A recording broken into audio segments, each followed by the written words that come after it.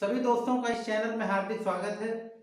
आज कैलेंडर की सीरीज में बहुत ही हम इंटरेस्टिंग टॉपिक लेके आए हैं और वो टॉपिक आपका रिलेटेड है कैलेंडर की सिमिलरिटी पर। दोस्तों, अगर आप कैलेंडर पर गौर करेंगे तो बहुत सारे कैलेंडर ऐसे होते हैं जिनकी 1 जनवरी से डेट और पूरी 31 दिसंबर तक बिल्कुल सेम टू सेम रहती है। तो आज हम इसी बात पर चर्चा करेंगे कि समान महीने वाले कैलेंडर कौन होते हैं और समान वर्ष वाले कैलेंडर कौन से होते हैं। तो समान महीने का मतलब ये हुआ कि कौन कौन से महीने एक जैसे होते हैं, और वर्ष की बात है तो उसमें सारे दिन जो हैं वो कैसे एक जैसे होते हैं।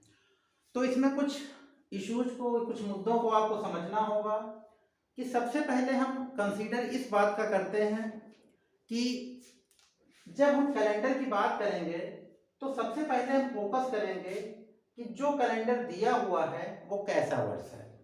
तो कैसा वर्ष है, इसका मतलब ये हुआ या तो वो सामान्य वर्ष होगा और या तो वो लीप वर्ष होगा। तो सामान्य वर्ष की चर्चा हम कर चुके हैं पहले भी, पिछले वीडियोस में आप देख सकते हो। और दूसरा क्या है आपका लीप वर्ष। तो जो वर्ष 4 से विभाजित नहीं होते हैं पूरे पूरे, अर्थात शेषफल 0 नहीं होता है, उसको हम क्या कहते हैं, सामान्य वर्ष। जैसे इस समय 2023 चल रहा है, it is not divided by 4, मतलब 4 से वो कंप्लीटली डिवाइड नहीं हो रहा है, तो वो कैसा वर्ष होगा, सामान्य वर्ष होगा। जबकि जो वर्ष 4 से डिवाइड हो जाते हैं पूरे पूरे, अर्थात शेषफल 0 होता है, उस वर्ष को हम क्या कहते हैं, लीप वर्ष कहते हैं। तो यहां से इस बात को आप नोटिस पहले भी कर चुके हो। तो कैलेंडर की सिमिलरिटी पे क्वेश्चन को लगाने से पहले कुछ बातों का आपको विशेष ध्यान रखना है। वो बात क्या है, हम उस पर अब चर्चा करेंगे कि एक बात ध्यान रखिएगा कि जो सामान्य वर्ष के कैलेंडर हैं वो हमेशा सामान्य वर्ष के कैलेंडर के बराबर होंगे। तो इस बात को बिल्कुल क्लियर हो गया होगा कि मान लीजिए अगर 1985 का कैलेंडर है तो ये कैसा वर्ष है, ये सामान्य वर्ष है। तो इसका मतलब इसका कैलेंडर जो होगा वो किसी सामान्य वर्ष के ही इक्वल होगा। अब पहली बात तो ये हो गई। दूसरी बात देखिए, ऐसे प्रश्नों को लगाने के लिए बहुत सारे मेथड्स दिखाई पड़ते हैं आपको। हम 1 से 2 मेथड आपको बताएंगे जिसके माध्यम से आप आसानी से क्वेश्चन को लगा सकते हो। तो 3 बातों का आपको विशेष ध्यान रखना है, कॉमन सेंस का, ट्रिक्स का और कुछ लगाने के पहलू हैं, ठीक है। तो कॉमन सेंस की बात तो ये है कि जब आपके पास क्वेश्चन होता है तो 4 विकल्प भी होते हैं और उस विकल्प के आधार पर आप क्वेश्चन को भी सॉल्व कर सकते हो। तो यहां पर इस बात को ध्यान रखिएगा कि जो मैं पहला मेथड बताने जा रहा हूं उसमें जो शेषफल होता है, अगर किसी विकल्प में दिए गए वर्षों के शेषफल के बराबर होगा तो वही उसका समान कैलेंडर होगा। जैसे आप इस बात को अच्छे से समझिएगा कि यहाँ पर ये दिया हुआ है 1985 का कैलेंडर। तो सबसे पहले फोकस करेंगे ये कैसा वर्ष है, ये सामान्य वर्ष है क्योंकि ये 4 से विभाजित नहीं होता है। तो इसका मतलब जो 4 विकल्प दिए हैं उसमें हम लीप वर्ष को बिल्कुल निगलेक्ट कर देंगे। तो यहाँ पर लीप वर्ष कौन कौन से हैं जो 4 से विभाजित होते हैं। तो देखिए 1988 जो है 4 से विभाजित होता है, इसका मतलब ये सामान्य वर्ष का कैलेंडर जो है वो लीप वर्ष के कैलेंडर के बराबर नहीं हो सकता है। दूसरी बात 1990 देखिए, ये हो सकता है। 1991 भी हो सकता है, 1993 भी हो सकता है, क्योंकि ये तीनों वर्ष कैसे हैं, आपके सामान्य वर्ष हैं। अब हम यहां से एक तो निगलेक्ट हो गया, अब हम इन तीनों पे फोकस करेंगे। तो पहला मेथड तो ये है कि इसमें हम शेषफल निकालते हैं जो दिया गया कैलेंडर है। तो शेषफल निकालने का मेथड क्या है आपका कि जो लास्ट के 2 डिजिट्स हैं हम उसको पहले लिख लेते हैं। तो यहां पर ये क्या दिया हुआ है, 85 दिया हुआ है, क्लियर। अब इसको हम 4 से विभाजित करते हैं, जैसा कि मैं पिछले वीडियोस में, पिछले लेक्चर में आपको बता चुका हूं कि यहाँ पर मतलब किससे होता है, सिर्फ भागफल से मतलब होता है, शेषफल से कोई मतलब नहीं होता है। तो जब हम इसको 4 से भाग देंगे तो 4 से जब भाग देंगे तो 21 चौक 84 होता है। तो यहाँ पर कितना हो गया आपका, 21 हो गया, क्लियर। अब हम शताब्दी पे चर्चा करेंगे। शताब्दी कौन सी है, तो शताब्दी ये 1900 की शताब्दी है। तो 1900 की शताब्दी का कोड मैंने क्या बताया था, एक ट्रिक भी बताया था आपको, 1600, 1700, 1800 और 1900। तो इसका कोड मैंने बताया था 6420। यहाँ 6 से 6 को ध्यान रखिएगा, कनेक्ट कीजिएगा और उसके बाद ये 6420 है। तो इसका मतलब 1900 का कोड कितना हो गया आपका, 0 हो गया, क्लियर है। तो यहाँ पर कितना हो गया आपका 0 हो गया, और इसको हम किससे डिवाइड करते हैं 7 से डिवाइड करते हैं। क्लियर। तो यहाँ से स्थिति क्लियर हो गई कि जो दिया गया वर्ष है 1985 उसका शेषफल निकाल रहे हैं। तो जो लास्ट के 2 डिजिट है उसको मैंने सीधे लिख लिया, फिर 4 से भाग दिया और फिर शताब्दी का कोड लिखा और उसको 7 से डिवाइड कर दिया।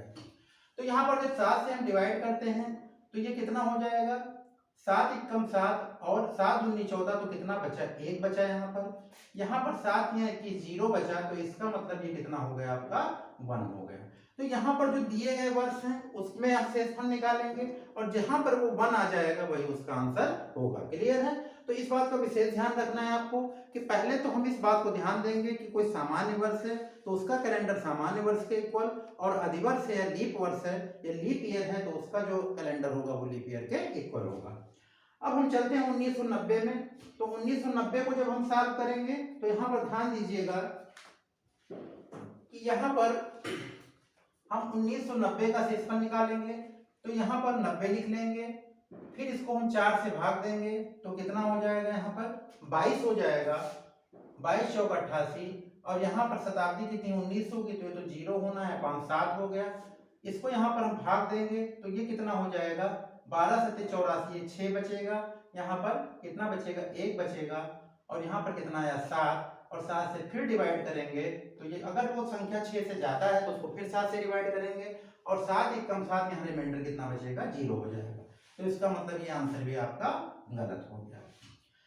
1991 पे चर्चा करेंगे तो आप यहाँ पर ध्यान दे सकते हैं क्योंकि संख्या करीबी दी हुई होती है, तो यहाँ पर जब 91 होगा तो यहाँ पर 1 बढ़ेगा, और इसका मतलब ये कितना हो जाएगा आपका 91 हो जाएगा, और ये आपका कितना हो जाएगा 7 हो जाएगा, और यहाँ पर कितना हो जाएगा 8/7 हो जाएगा, और यहाँ पर रिमाइंडर कितना बचेगा आपका 1 बचेगा। और देखिए यहाँ पर कि जो 1985 का शेषफल कितना था 1 था, तो इसका मतलब इसका आंसर क्या हो जाएगा आपका 1991 हो जाएगा। तो दोस्तों जो दिया गया कैलेंडर है उसका आप शेषफल निकालोगे। मेथड क्या है, लास्ट के 2 डिजिट प्लस लास्ट के 2 डिजिट को आप 4 से डिवाइड करेंगे, जो आपका क्वोशिएंट होगा या भागफल होगा उसको लिखेंगे, फिर शताब्दी का कोड लिखेंगे और उसको 7 से हम डिवाइड करेंगे। तो यहाँ मेथड आपको अच्छे से समझ में आ गया होगा। इसी मेथड को हम दूसरे क्वेश्चन में अप्लाई करेंगे। वर्ष 1964 का कैलेंडर किस वर्ष के कैलेंडर के इक्वल होगा। तो यहाँ पर देखिए हम एक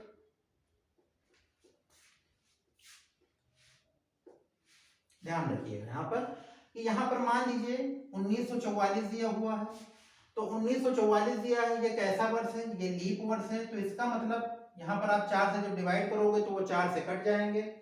तो यहाँ पर जब आप 4 से डिवाइड करोगे तो ये 4 से कट गया, पूरा 0 रिमाइंडर आया, तो इसका मतलब ये कैसा वर्ष है, लीप वर्ष है। इसका मतलब इसका कैलेंडर किसी लीप वर्ष के कैलेंडर के इक्वल होगा। तो यहाँ पर इस बात को आप नोटिस करिएगा कि या तो आंसर आपका ये हो सकता है और या तो आंसर आपका ये हो सकता है कि यही दोनों वर्ष आपके क्या हैं, लीप वर्ष हैं, यानी इन दोनों को हमें क्या कर देना है, नेग्लेक्ट कर देना है। क्लियर। तो ये तो कॉमन सेंस वाली बात हुई। इन दोनों में हम चेक करेंगे कि यहाँ पर जब हम इसका जब हम शेषफल निकालेंगे तो लास्ट के 2 डिजिट क्या है आपके 64 है, फिर 4 से आप भाग दोगे तो कितना हो जाएगा 16 हो जाएगा, और ये कितना हो जाएगा 0, और बटे कितना हो जाएगा 7 हो जाएगा। यहाँ पर जब 64 को आप भाग दोगे 7 से तो 7 9 63 1 बचा, 7 दूनी 14 कितना 2 बचा, इसका मतलब ये कितना हो गया आपका 3 हो गया। तो इसका शेषफल कितना आया 3 आया। अब इन दोनों में चेक करना है, जिसका 3 हो जाएगा वही आपका आंसर हो जाएगा। तो हम 1944 पे डिस्कस कर रहे हैं, तो ये 44 हो गया, 4 से भाग देंगे तो 11 हो गया, और प्लस आपका 0 हो गया 5 7 हो गया, तो 7 पंचे 35 7 6 42, ये 2 हो गया, और ये आपका कितना हो गया 4 हो गया, तो ये कितना हो गया आपका 6 हो गया। इसका मतलब ये आंसर आपका गलत है। अब हम 1992 पे चर्चा करेंगे। 1992 में देखिए यहाँ पर लास्ट के 2 डिजिट क्या है 92 है, जब हम 4 से डिवाइड करेंगे तो ये 23 हो जाएगा, और प्लस 0/7 हो जाएगा, फिर हम भाग देंगे इसको तो 1 बचेगा, 13 7 91, और 7 या 21 कितना बचा 2 बचा, और यहाँ पर कितना आया आपका 3 आया। तो यहाँ पर आपने देखा कि जब ने इसको निकाला था 64 वाले को तो कितना आया था आपका 3 आया था, और 1992 वाले में कितना आया 3 आया। तो इसका मतलब इसका जो कैलेंडर होगा वो 1992 के इक्वल होगा। तो दोस्तों ये तो रहा एक बहुत ही जो ऐसा मेथड ट्रेडिशनल है, जो जिस पे आधारित मैंने पिछले क्वेश्चन को लगवाए थे, एक बहुत ही शार्ट मेथड है, उसको आप समझिएगा कि यहाँ पर 1, 2, 3 और 0 के कॉन्सेप्ट को याद रखिएगा। ये 6 है, ये 11 है, ये 3 वाला 11 है और 0 वाला आपका क्या है 28। अगर हम भाग देने पर, 4 से भाग देने पर, लास्ट के 2 डिजिट को 4 से भाग देने पर अगर शेषफल 1 बच रहा है तो वो 6 वर्ष बाद रिपीट होगा, मतलब कैलेंडर सेम होगा। अगर शेषफल 2 बच रहा है तो 11 होगा, 3 होगा तो 11 होगा और 0 होगा तो वो 28 होगा। आप देखिएगा ऐसे क्वेश्चन बिल्कुल सेकंडों में लगेंगे आपके। जैसे आपका 1985 का कैलेंडर है तो यहाँ पर लास्ट के 2 डिजिट क्या है आपके, तो यहाँ पर ध्यान रखिएगा 1, 2, 3, 0, 6, 11, 11 और 28। तो यहाँ पर लास्ट के 2 डिजिट क्या है आपके 85 है। 85 को आपने 4 से भाग दिया तो 4 दूनी 8 और कितना बचा आपका 1। 4 एकम 4, शेषफल कितना बचा 1। यहाँ पर शेषफल को ध्यान रखना है 1 है तो 1 पे कितना है आपका 6 वर्ष बाद, यानी 6 वर्ष बाद वो रिपीट करेगा। और 1985 के 6 साल बाद क्या पड़ता है 1991 पड़ता है, जो कि सामान्य वर्ष है। 1985 भी सामान्य वर्ष था और 1991 भी सामान्य वर्ष है, तो इसका आंसर क्या हो गया 1991। अब हम चलते हैं दूसरे क्वेश्चन में। 1964 का कैलेंडर किस वर्ष के कैलेंडर के समान है? 64 को आपने 4 से डिवाइड किया तो आपका कितना बचा, आपका 0 बचा और 0 पे कितना है आपका 28 है। तो 64 में जब हम 28 को प्लस करेंगे तो कितना हो जाएगा, 1964 में 28 को प्लस किया तो कितना हो गया 1992। तो देखिए आपने देखा और आपका आंसर तुरंत आ गया। और यहाँ इस बात को भी कंसीडर करना है कि common year equal to common year और leap year equal to leap year. तो 1964 it is the leap year and 1992 is the leap year, so these calendars are equal। तो दोस्तों आपको आसानी से समझ में आ गया होगा। जो लोग वीडियो पर नए आ रहे हों वो वीडियो को चैनल को सब्सक्राइब कर लें। और इस पे आधारित एक लेक्चर मैं और प्रोवाइड कराऊंगा आपको, जिसमें इस क्वेश्चन से रिलेटेड क्वेश्चंस और भी बताऊंगा, इस टॉपिक से रिलेटेड, और जो समान वर्ष के महीने हैं उस पर भी रिलेटेड क्वेश्चन मैं बताऊंगा। तो अब हमें आज्ञा दीजिए। Thank you.